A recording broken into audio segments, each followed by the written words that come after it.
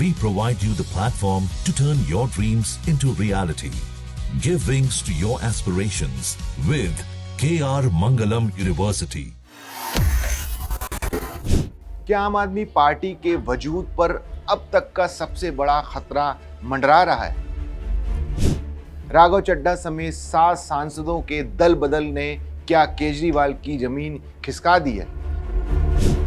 पंजाब वाले दूसरे शीश महल की तस्वीरों का क्या है पूरा सच? और इन तमाम झटकों के बीच केजरीवाल पर्दे के पीछे कौन सी बड़ी रणनीति तैयार कर रहे हैं? नमस्कार, मेरा नाम है अंशुल शर्मा और आप देख रहे हैं दैनिक जागरण। दिल्ली के पूर्व मुख्यमंत्री और आम आदमी पार्टी के संयोजक अरविंद केजरीवाल के लिए वक्त शायद सबसे कठिन दौर से गुजर रहा है। एक तरफ अपनों की बगावत, दूसरी तरफ कोर्ट की सख्ती और तीसरी तरफ भ्रष्टाचार के नए आरोपों की बौछार। लेकिन क्या केजरीवाल इतनी आसानी से हार मान लेंगे? सूत्रों की माने तो इन तमाम संकटों के बीच केजरीवाल एक बहुत बड़ी और गहरी रणनीति पर काम कर रहे हैं। आज की इस रिपोर्ट में हम विस्तार से समझेंगे कि आखिर आम आदमी पार्टी के भीतर और बाहर क्या चल रहा है।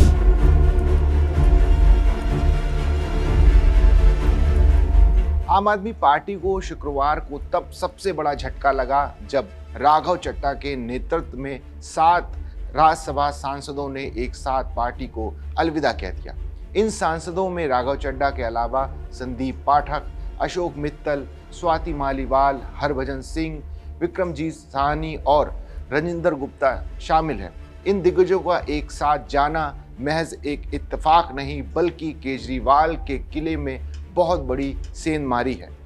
इन 7 नेताओं ने न केवल पार्टी छोड़ी बल्कि सीधे तौर पर भारतीय जनता पार्टी का दामन थाम लिया। पार्टी के भीतर चल रही इस विरोधी हवा को दबाने का प्रयास केजरीवाल ने काफी वक्त से किया था, लेकिन अंततः उन्हें इसमें सफलता नहीं मिली।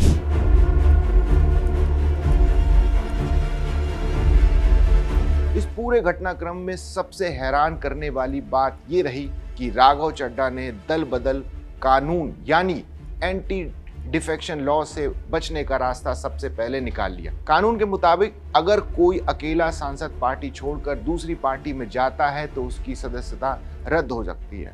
राघव इस बात को भली भांति जानते थे कि 10वीं अनुसूची के पैराग्राफ के 2 के तहत स्वेच्छा से पार्टी छोड़ना अयोग्यता का आधार बनता है। सुप्रीम कोर्ट ने भी इसे असंवैधानिक पाप करार दिया, लेकिन राघव ने दिमाग लगाया और 7 सांसदों के साथ मिलकर बीजेपी में विलय की योजना बनाई। चूंकि विधायी दल के 2/3 सदस्य एक साथ जा रहे थे, इसलिए दल बदल कानून यहां बेअसर हो गया।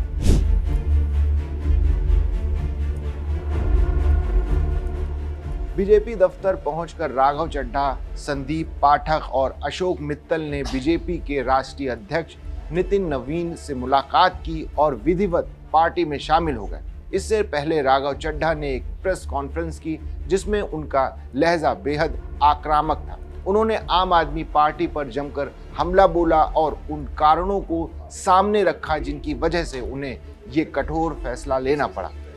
इस बगावत के बाद से कयास लगाए जा रहे थे कि राघव काफी वक्त से शांत नहीं रहने वाले थे और केजरीवाल भी इस बात को भांप चुके थे। केजरीवाल ने बागियों के करीबियों के जरिए बात की, लेकिन बात नहीं बनी। तब तक बहुत देर हो चुकी थी।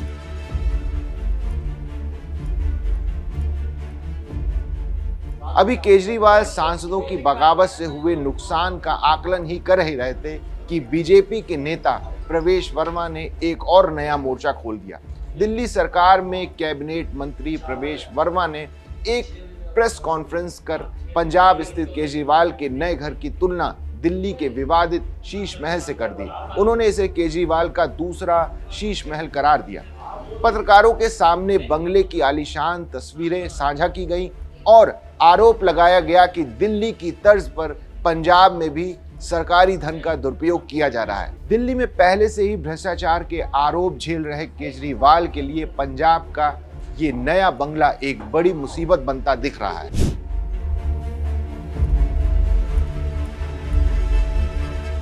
राजनीतिक और व्यक्तिगत आरोपों के अलावा केजरीवाल को कानूनी मोर्चे पर भी निराशा हाथ लगी है। दिल्ली शराब नीति मामले की सुनवाई कर रही जस्टिस स्वर्णकांता शर्मा को हटाने के लिए केजरीवाल की ओर से कोर्ट में 10 बड़ी दलीलें दी गईं। उनकी पूरी कोशिश थी कि ये मामला किसी और बेंच के पास जाए, लेकिन दिल्ली हाई कोर्ट ने इन सभी दलीलों को सिरे से खारिज कर दिया। ये केजरीवाल की कानूनी टीम के लिए एक बड़ा सेटबैक माना जा रहा है। कोर्ट ने स्पष्ट कर दिया कि सुनवाई की प्रक्रिया में किसी भी प्रकार का हस्तक्षेप स्वीकार नहीं किया जाएगा।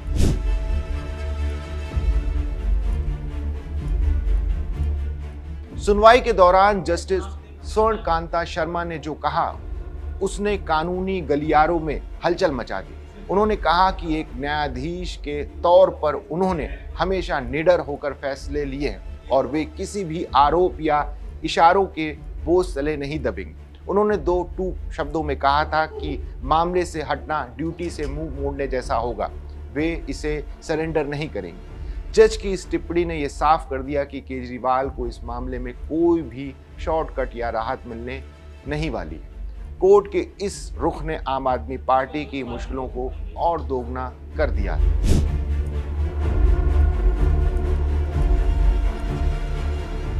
चारों तरफ से घिरने के बाद अब हर किसी की नजर केजरीवाल के अगले कदम पर है। सूत्रों के मुताबिक केजरीवाल शांत नहीं बैठेंगे। राघव और अन्य 6 नेताओं के जाने से जो राजनीतिक शून्य पैदा हुआ है, उसे भरने के लिए केजरीवाल एक बहुत बड़ी रणनीति बना रहे हैं। वे इस नुकसान की भरपाई करने और पार्टी के कैडर को एकजुट रखने के लिए कोई बड़ा मास्टर स्ट्रोक चल सकते हैं। केजरीवाल जानते हैं कि अगर उन्होंने जल्द ही कोई जवाबी कार्रवाई नहीं की तो पार्टी का ग्राफ और नीचे गिर सकता है। आने वाले दिनों में ये दिलचस्प होगा कि उनकी ये सीक्रेट स्ट्रेटजी क्या होगी।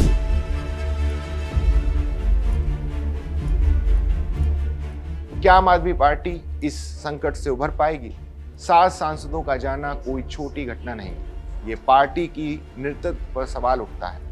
साथ ही पंजाब में नए बंगले के विवाद ने उनकी आम आदमी वाली छवि को गहरा धक्का पहुंचाया।